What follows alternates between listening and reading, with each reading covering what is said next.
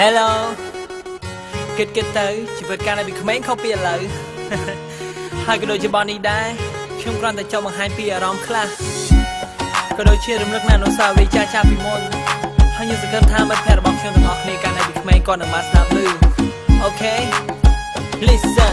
សាជានិញសាជានិញយើងកុំភ្លេចទៅសមអាកាយទាំងពេលគេពេលញ៉ាំបាយសមអាកាយមុនទៅសាលាកុំលេងដី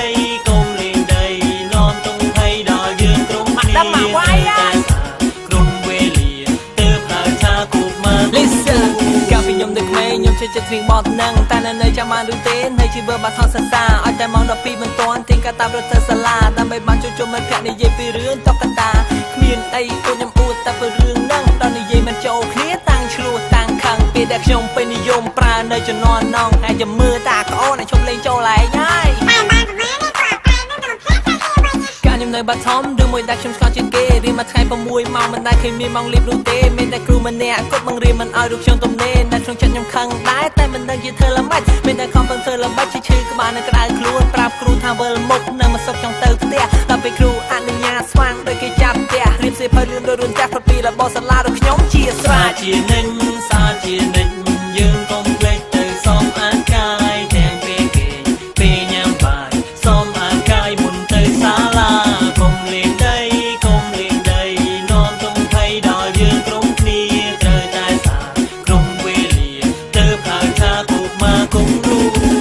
ពេលនេះខ្ញុំធំវ័យគ្រប់យ៉ាងមិនដូចពីមុននោះឡើយមានតែបទចម្រៀងមួយនេះដែលខ្ញុំខំតែងវាទាំងប្រផិតប្រផើយច្រៀងអាឡេអាឡូក៏វ័យក៏វោឌីសៃក៏វត្តក៏ពិតលោកខែបងឆាត់ហេតុអីទៅជាឆាត់បាំងលោកខែទៅវិញខ្ញុំលោលេងទេចាប្រធានលេងទេហើយសូមផ្ញើជូនមិត្តនៅថ្នាក់ចិត្តខ្ញុំផងដែរពី David ប្រុសស្អាតតែអ្នកនៅចាំបានទេថ្នាក់ទី6ខសាលាអត់ដល់កំពង់ចាមយើងហ្នឹងសូមបញ្ជាក់ទេឆ្នាំសិក្សា2006 2007តែពេលចូលវិទ្យាល័យក្រុមយ៉ាងក៏ត្រូវដើមជាថ្មី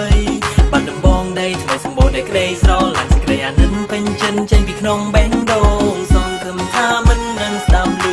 សេចក្តីនឹករលឹងពីខ្ញុំតាមចម្រៀងមួយដែលរំដំជូនពរឲ្យមិត្តជួបតែសំណាងល្អ